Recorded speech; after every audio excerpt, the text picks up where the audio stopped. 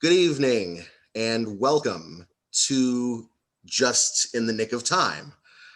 This is episode 102, and I am the host, the leader, the proverbial uh, bellhop or something, the doorman of this little shindig. And you have made it here just in the nick of time.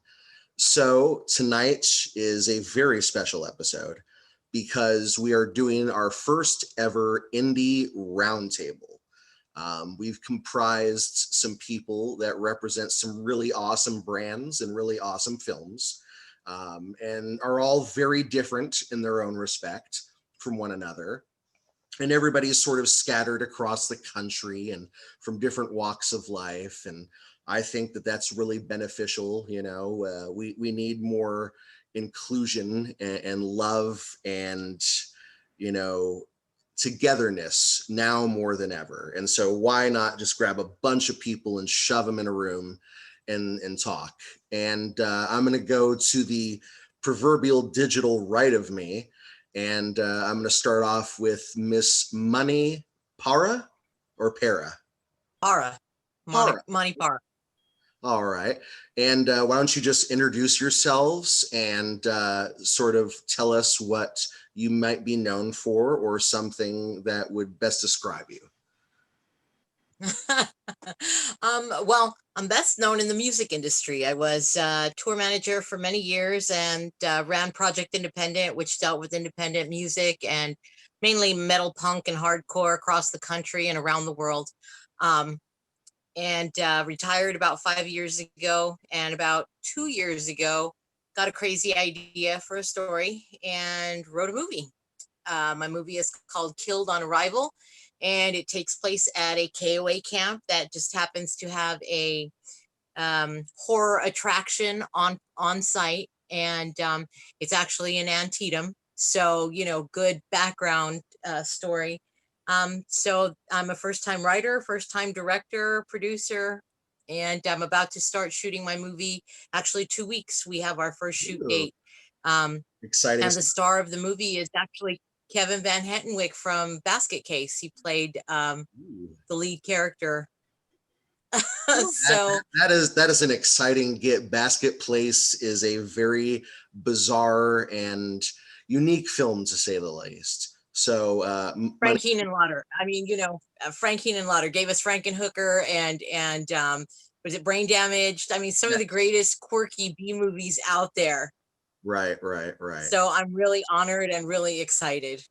As we are. And thank you, Moni, for being with us tonight. And we'll move over to her digital right and say hello to Catalina. And how do you pronounce your last name so I am not disrespectful?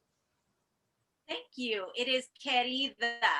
So, all right, Querida. Like the letter K. Rida. Okay. Querida. Okay.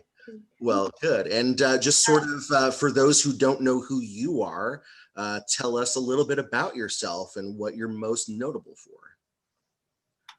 Well, I actually represent Little Spark Films. That is my film team that I developed with my husband.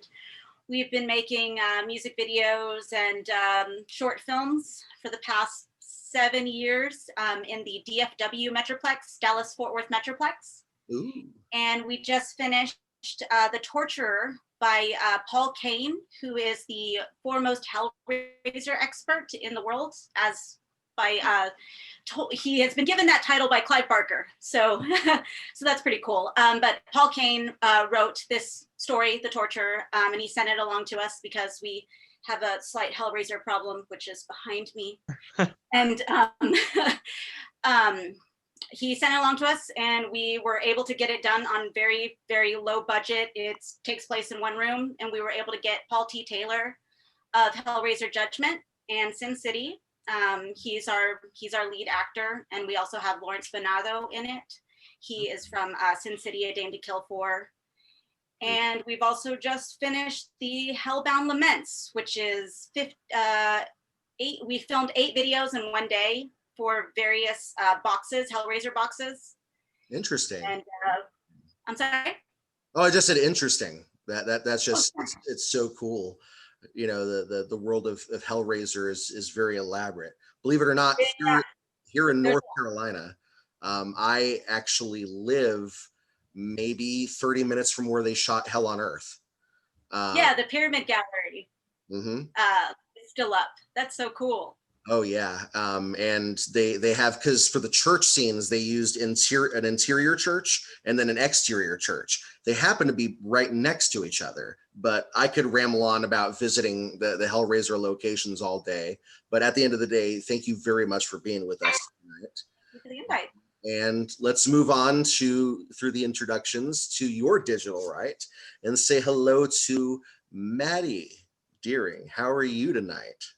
Good. How are you doing? I am fantastic. A little tired, but I'm positive and smiling. And All that matters. I obviously wore my absolute best threads tonight, the most professional awards garb that I could come up with. As long as you're comfortable. Yeah. So tell us a little bit about yourself for those who don't know and what you're most notable for.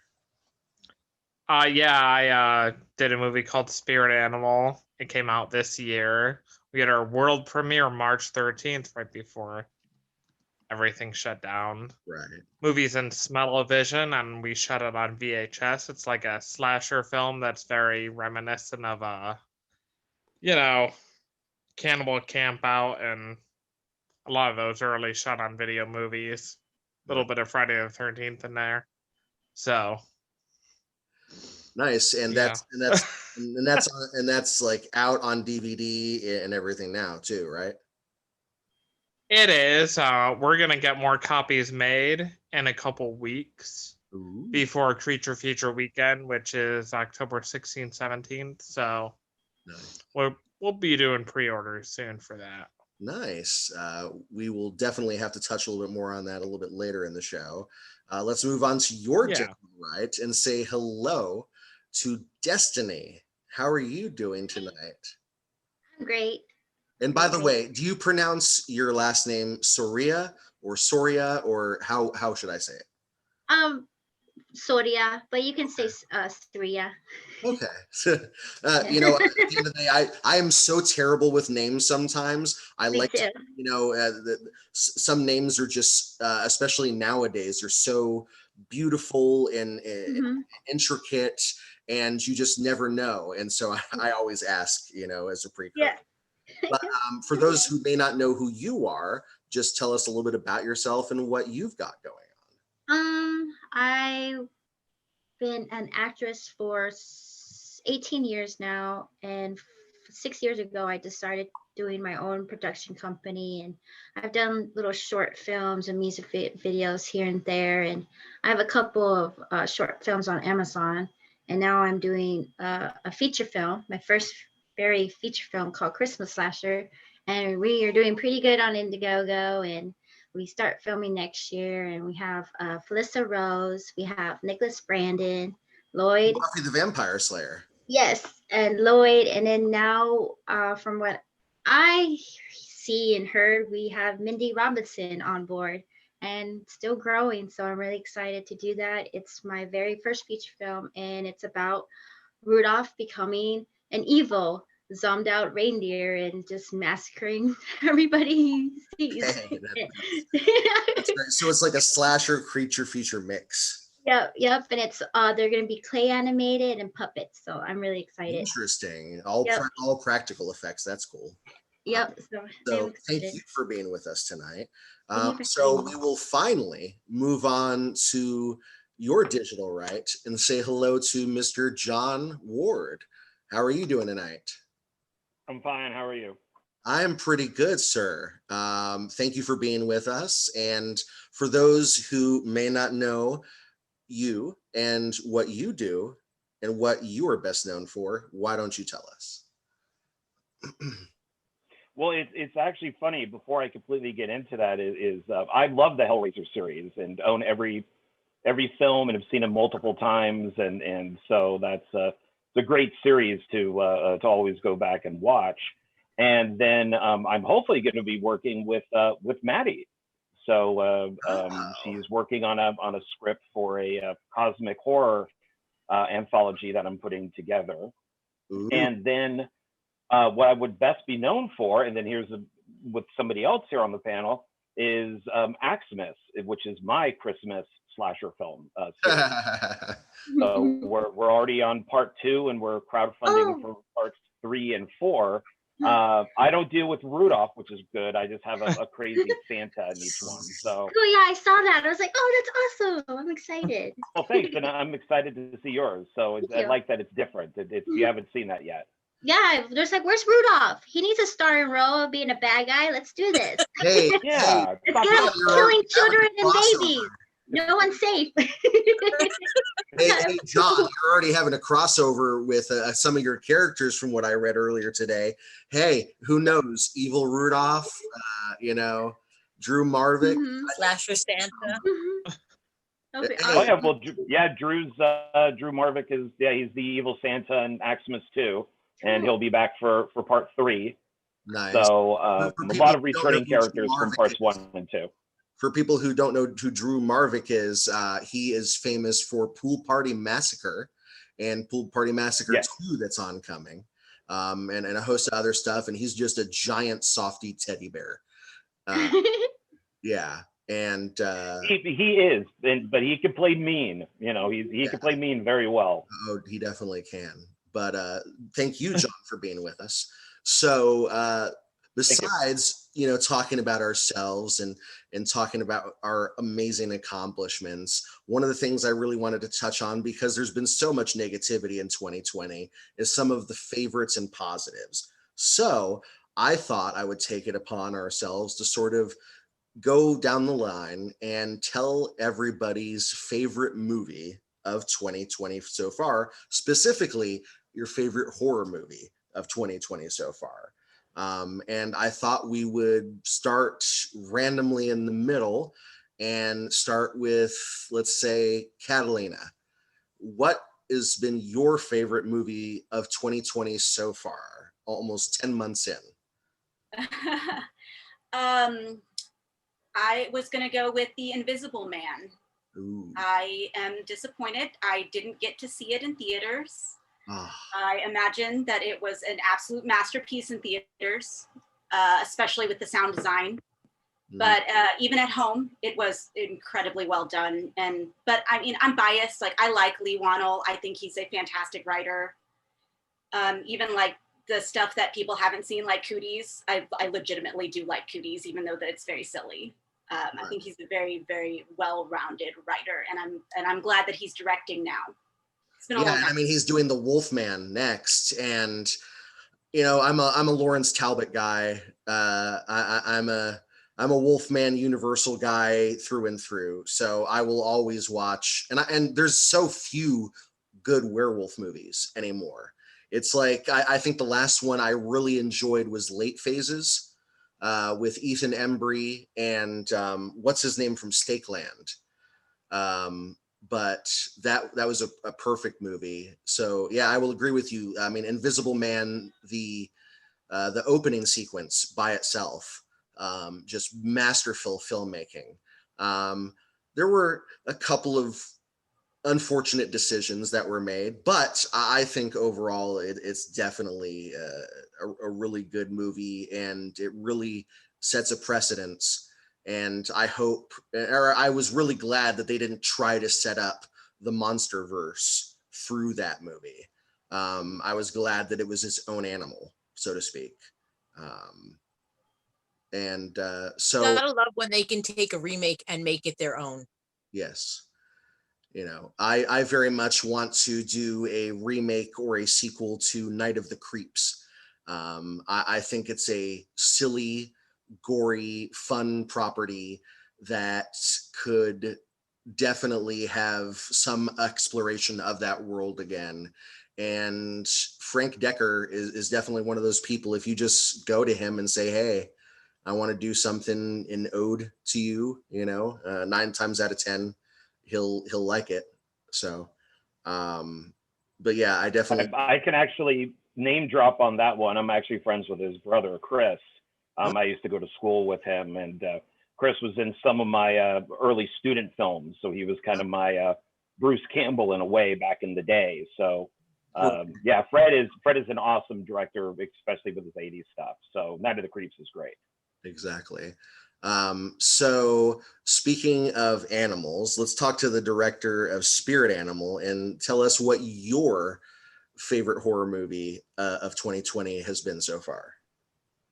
I would say, even though it's kind of more of an action, it's those horror elements, but Forced to Fear is incredible, and everyone needs to watch it when they can. I just saw the live feed from Genre Blast, and gotta tell you, I haven't seen a more entertaining, fun movie all year than that. It's just incredible. And it was filmed around, I know some of the filmmakers, it was filmed around Pittsburgh and stuff.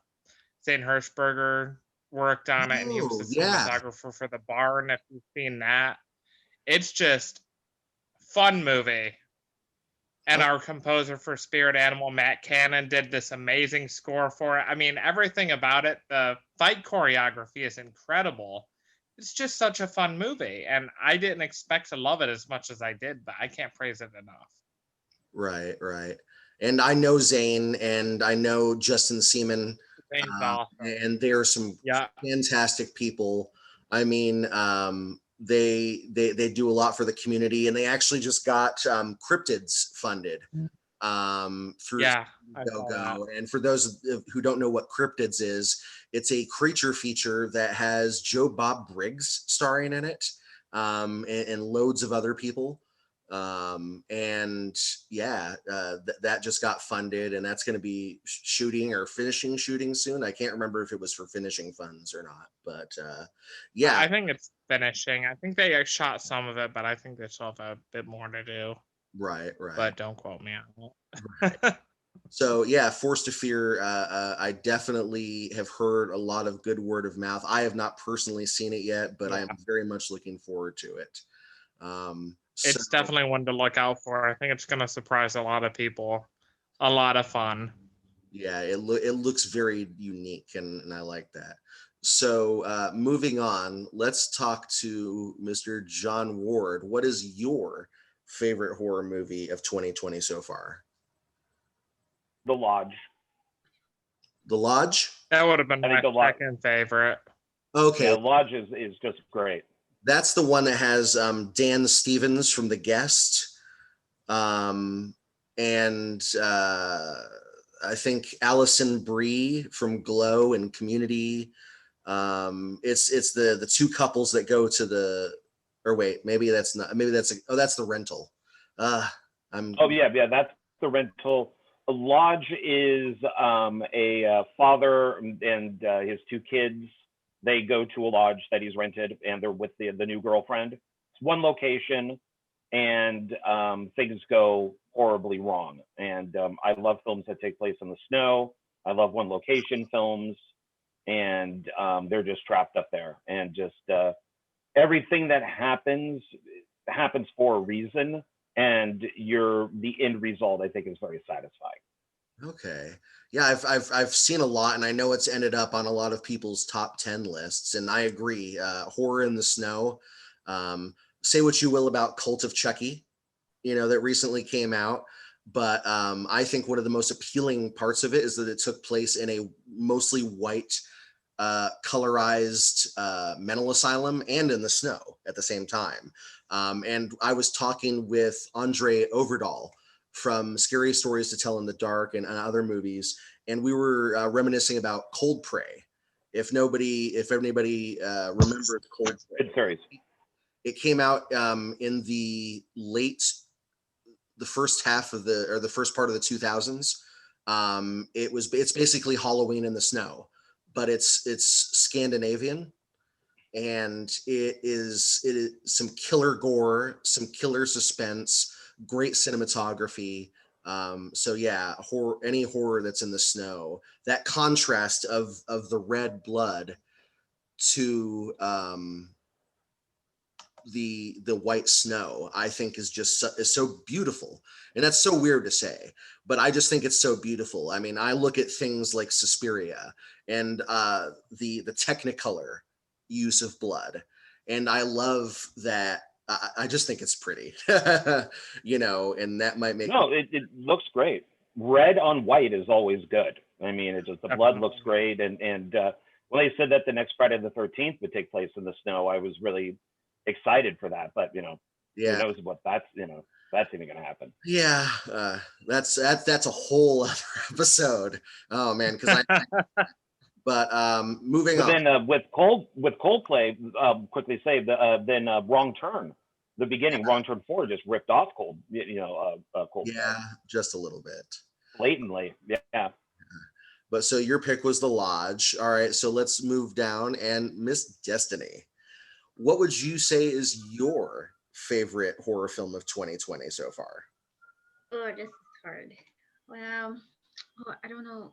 That was a cult. The Babysitter was a cult one, but I just watched it last night. But it's #alive. Oh, And okay. then Yeah. #alive. That's like I don't know what part of Asia, but it was really good. It was a zombie movie. Right. They did I a really actually good think it job. was. Yeah, actually think it was Indonesian, if I remember correctly. Correct me if anybody, if I'm wrong. Please, somebody comment or I who don't know. listening, please correct me. But I think it's Indonesian, and yeah, I've heard a lot of good things about that too. Yeah, it was really good. Right. And what were you saying before that? There was a movie that we were talking about just before you went into talking about Alive. Oh, we're talking It about was Babysitter Killer Queen. yeah, like Okay. that was really interesting because I liked the first one, but the Yeah. second one kind of some scenes were kind of dull, like dead to me. Um, It had a good story to it. I loved the ending. Yeah, I like the ending. We're not gonna spoil anything for those who might Yeah. not have seen it, but Netflix put out a really popular movie called The Babysitter with Bella Thorne and a bunch of other people, and that I can't remember whose name they are. Ken Marino, great comedian. But they did a surprise sort of sequel, and it's one of the rare sort of oddities in the sequel realm because they managed to bring back everybody. And I'm talking about tertiary and quaternary characters too, and and the same actors. And it's just it's really interesting because you never really see people brought back that are sort of known as lesser known characters. And its ending is really good, and it really sort of tugs at the heartstrings. It's if anybody remembers The Babysitter, it's just mind-numbingly gory in the best way possible. Yeah, it was really good. Yeah, because everyone was like, "Oh, they're not bringing the people back." I'm like, maybe check the IMDb because there are. Like everybody was back from the first one, so that was really cool. And the story was really good at the very ending, so I liked it. #alive, and I did confirm it was made in Indonesia. Okay, cool. And so they put out some incredible stuff there. It's a very rising film industry over there. It's very young, but for what they've done, I think One Cut of the Dead, if I remember correctly, was also Indonesian, but I might be wrong again. One Cut of the Dead was really good, but I don't remember if it was Indonesia or not. I think they were Korean. I thought so. But... Yeah, that was Korea. South Korean, I think. Yeah. South Korea. Okay. Well, I stand corrected. And Miss Money, let's move on to you and ask, what is your favorite horror movie of 2020 so far? I really liked The Hunt. It was a surprise for me. I kind of got roped into watching it with the roommates, and was just I loved the ending. I think all the ladies on here will agree. I do love seeing the women empowerment thing where we're not weak, and so I don't know. I really liked the movie. I liked the dark theme. It was really I liked it. I thought it was different. I liked it. I think for some reason the only thing I can remember from The Hunt is the fact that Glenn Howerton from It's Always Sunny in Phineas is one of the evil people in it, and I just he's an incredible actor, and I love him in It's Always Sunny in Philadelphia, and I agree. I don't watch a lot of mainstream though. Like, we watch things like Carousel and the Velocipaster. Oh, Velocipaster. So What an incredible piece of cinema. Those are two great picks. Great right. picks. Everybody, I was so mad when I first saw that movie, The Velocipaster, because of that scene where it says burning car FX. I was like, are you kidding me? Are you kidding me? And Matt Burns and I were watching it together, and Matt said to me, you will never forget this movie. This movie is epic. He said, you'll be 90 years old and you will still be talking about how horrible this movie is. Hey, it's better than Veronica, Danzig's movie. And you know what? It must not be that bad. It got $2 million to do 2 sequels. Yeah. So, Did Yeah, it? I mean, yeah. I think it's on Shudder. I want to watch it. Yeah, Velocipaster just got $2 million to do 2 more movies. And see, you know what's funny about that is that hey, somebody out there is putting money into the independent film industry, and that's fantastic. Well, honestly, the car on fire bit, that was my favorite part. Like literally, that was my favorite. Sure, because it was so ridiculous, and I was like, I don't know that they embraced it. They just like went for it, and that's what I.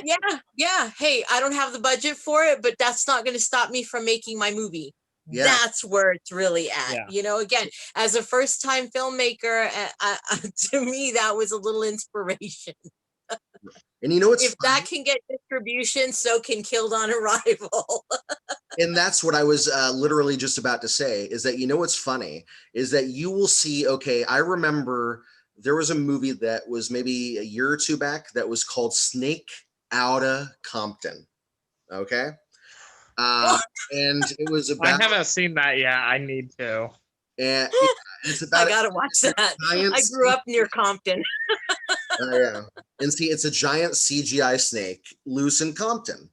Now, okay. Now you would think that a movie like this didn't get coverage, but the fact that it got exposure on Entertainment Weekly, Variety, Vanity Fair, it's insane. And it's so weird that you'll have people that will try and make a serious, hardcore, hard-hitting piece of horror, and they can't get money or coverage to fucking save their lives. But then you will have sharks in a toilet, or toilet shark, sorry.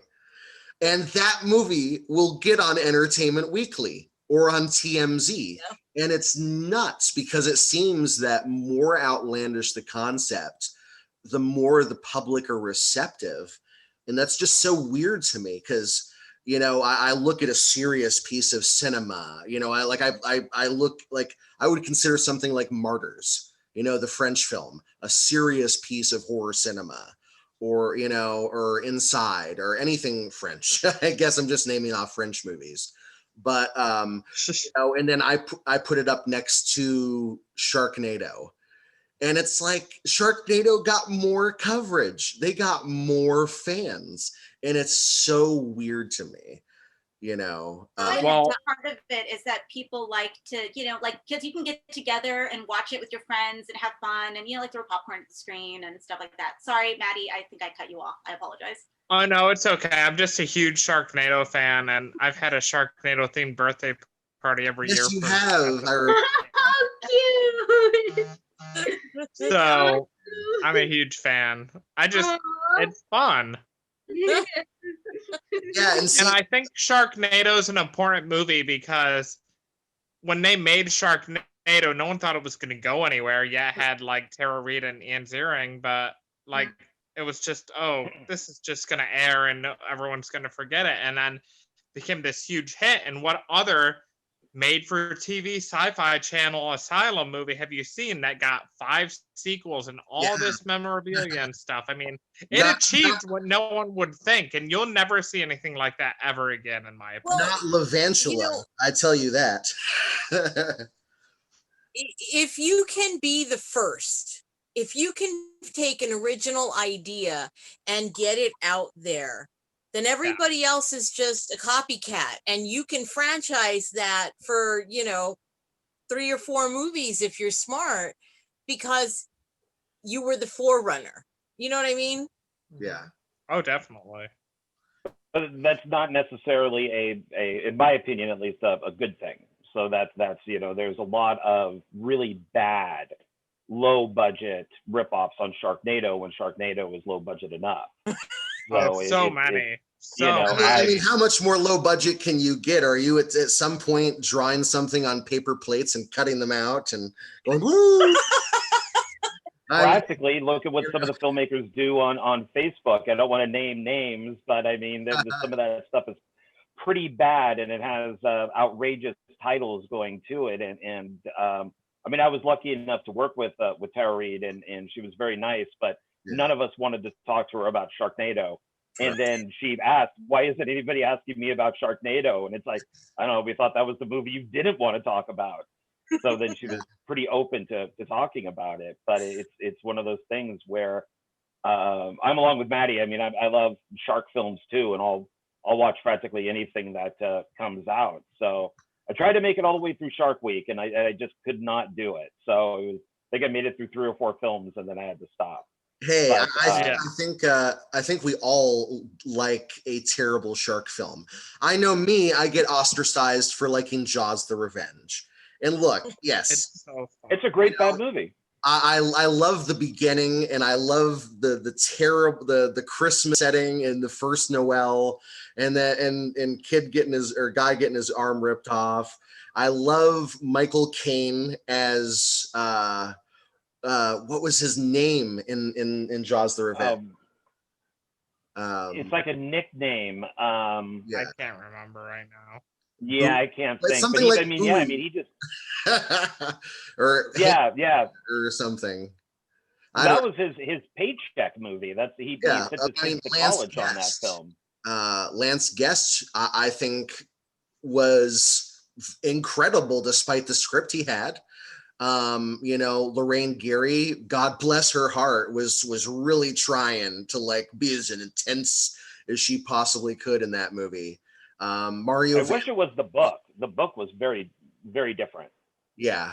I mean, that and I love the terribleness of Jaws: The Revenge, but there's a lot of asylum movies that I can't bring myself to. Like, my personal philosophy has always been about filmmaking that if you're gonna do it to do it well. Don't do it to purposely make something terrible. Don't do it to purposely make something outlandish.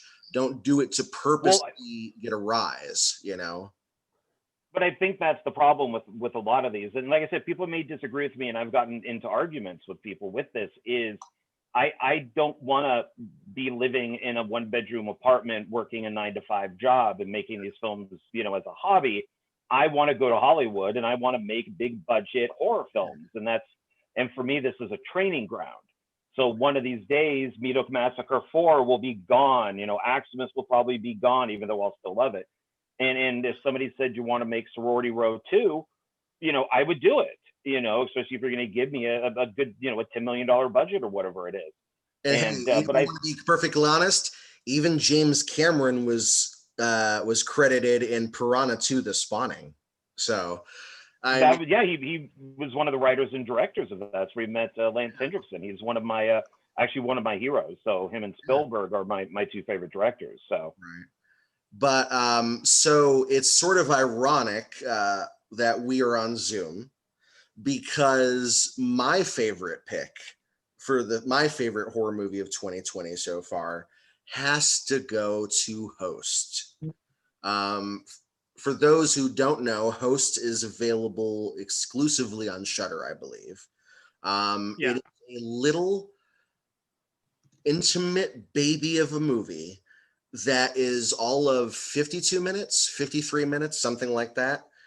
And in that 50 to 53 minutes, it manages to do something quite interesting with the found footage genre. And something despite the current pandemic and what's going on. is backed by mostly amateur actors who don't have a lot of credits to their name, but despite just they knock it out of the park. And to me, found footage gets a lot of flack. And I was actually when one of my earlier interviews, I was talking to a filmmaker about a found footage movie he did, that being Troll Hunter. And I said, well, would you ever revisit the genre? And he said, to be perfectly honest, no. And the reason being, I didn't have any control. It was the camera operator and the actors that really had control of the movie. With something like his other project, he got to stay there and say, I want the camera to go this way. I want this person in this scene to look this way. When you're doing a found footage movie, you sort of give up that control and sort of trust that the rest of the people on your crew are going to execute it right for you. And Host just made the most out, that rhymed. Host made the most out of what it had, and it excelled. And it brought found footage and, dare I say, quarantine based found footage. I'm predicting it now. We're gonna get. I have so many friends that run festivals, and 60-70% of the stuff coming in is all quarantine based, found footage and quarantine based shot material. And so, you're going to get an influx of those types of films, and it's sort of like a, Sean Bean in the Game of Thrones meme of quarantine films are coming, because they are. And it's going to be interesting to see how many people truly utilize things like the aloneness for some people, and some of that intimacy, and some of that sort of divide. And for those who haven't seen Host, I definitely recommend, hell, if you just want to type in the promo code HorrorHound and get your free trial on Shudder, for nothing else, do it for Host. And you will not be disappointed. I don't know how many of you have seen it, but definitely go out and watch it. So we've all really made some awesome picks, and I think we've had a great little time. So to close out the evening's episode, I figure that we will go around and sort of plug and promote whatever we have, whether it be a crowdfunding campaign, whether it be a page or social media handle. And we're going to start with you, Miss Destiny. How can people find you? How can people find and support your projects? Yep. So Christmas Slasher will be on Facebook, and on the Facebook, there's a website. You can go to look at the website for the movie, and we are going to be opening up the merch on there in of October, once we get the rest of our merches in for Christmas Slasher. And then we are also on Indiegogo, which will be blasted everywhere on the Christmas Slasher movie page on Facebook. So, right. Yeah, and what sort of perks can you get on the Christmas Slasher Indiegogo right now? Right now, we just updated. We got 2 claims for a signed DVD of season 1 and 2 for Buffy the Vampire Slayer, signed by Nicholas Brandon.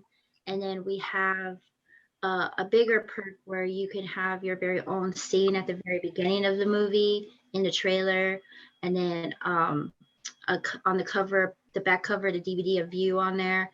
And we have beanies, hoodies, beer mugs, Christmas Slasher monster toys. We got a zombie teddy bear, a spider bat doll, and then a nun doll that will be in the movie. And it's also a couple of the perks for that. And then we got shirts.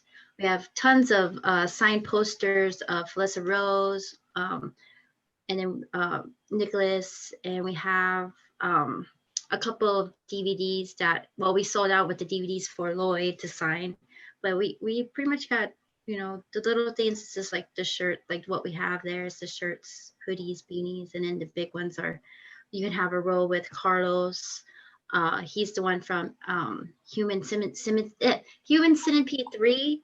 He was one of the He was also in Napoleon Dynamite too, right? that's his twin brother. Everybody's getting Oh. a twin brother. Oh, now Yeah. I feel bad. I know, it's okay. He has a twin brother, but he is the same. He's awesome. He's very talented. And so there's a part where you can be, starring with him, and then just a couple of things here and there. Still adding more. Awesome. All right. And let's move on to Miss Money.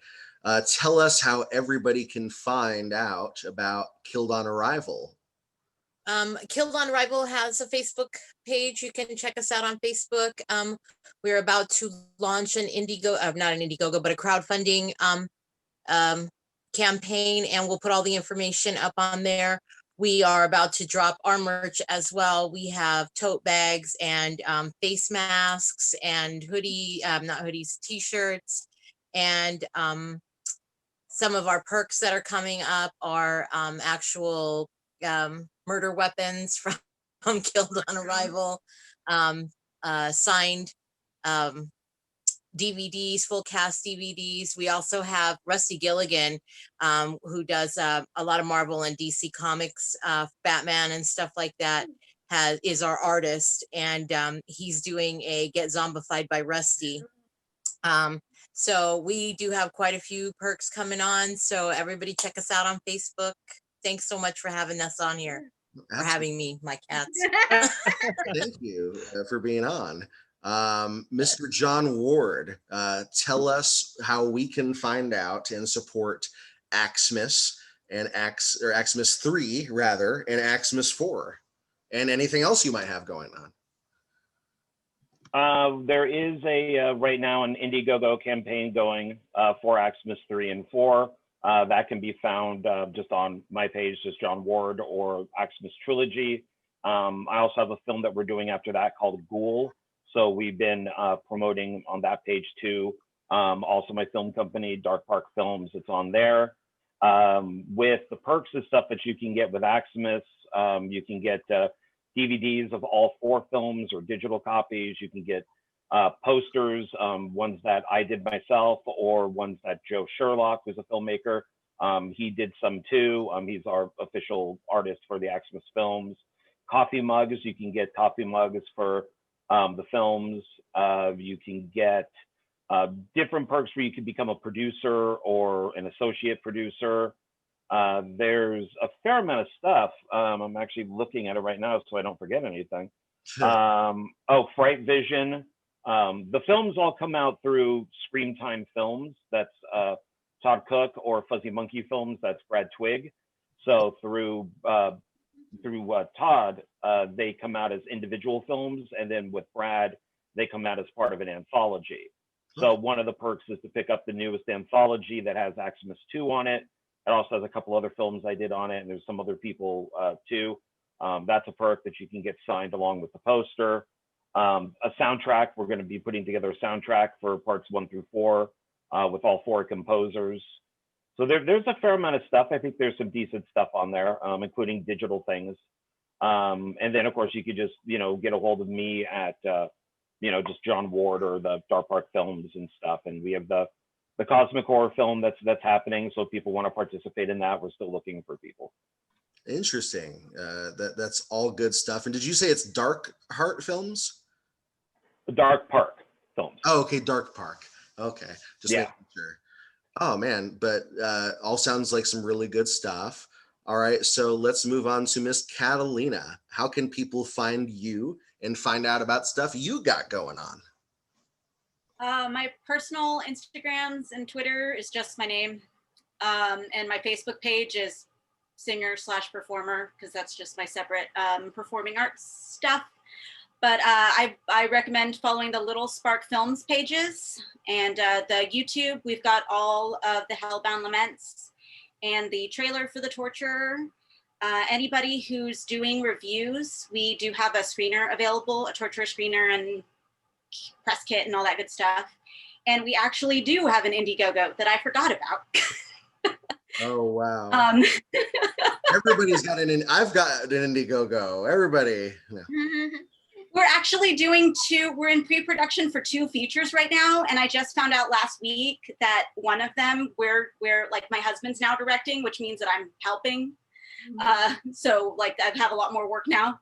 But the Indiegogo is for Wages of Sin, which is actually a bad trip movie that takes place in a hotel room. And it's about a lawyer who is having a very, very severe bad trip in addition to his middle age freak out. Okay. And the perks for that are weird things like VHS tapes and cassette tapes that I don't know what we'll have on them. It'll be a surprise. Ooh. Oh, and sock puppets. Are the cassette tapes going to be Milli Vanilli records?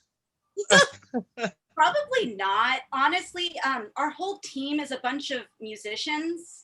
Okay. So it's probably going to be just a lot of like different types of indie music, and it's supposed to be set in the 90s. So we're going to 90s it up. It'll be fun. Nice. And Maddie, tell everybody where they can find you and find awesome super things like Spirit Animal, and where you can purchase Spirit Animal. Yeah, so you can either go to my Facebook, Madeline Deering.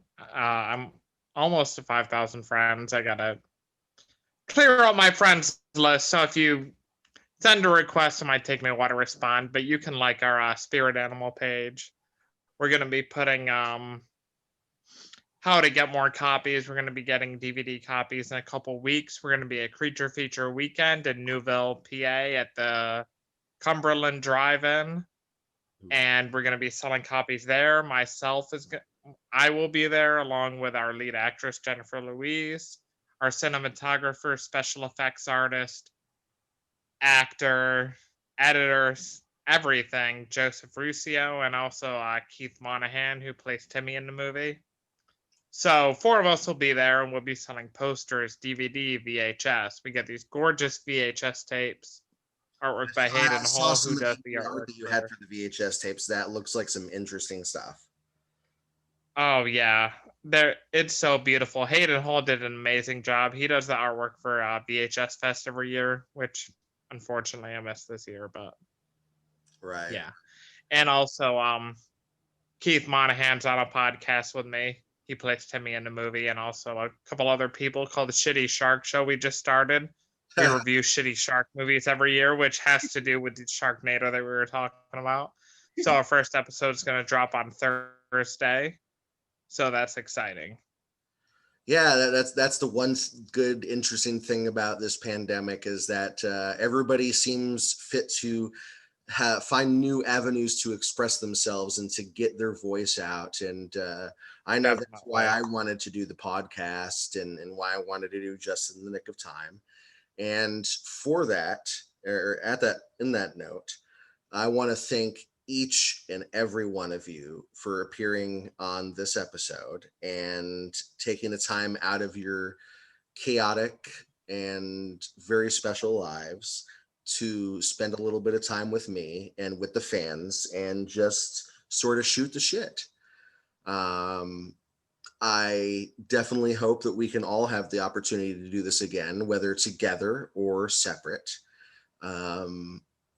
Next week on episode 103, we are going to have our own little American horror story of sorts, because I'm going to be joined by not only Naomi Grossman from American Horror Story Freak Show and Asylum, where she played Pepper, but also joined by her co-star from the #1 movie on Netflix in the UK, in the US, and in Australia right now, One Bedroom, Taylor Nichols, who can also be seen in the Hulu show Pen 15, that it is in its 2nd season. And I'm also going to be joined by their fellow producer, Alok Mishra, who helped produce and make One Bedroom the powerhouse that it is. For everybody joining here and everybody listening, I hope that you are well. I hope that you finish this night at peace and with those that you love and in a comfortable and pleasant state of mind. This has been Just in the Nick of Time, and thank you all for joining us.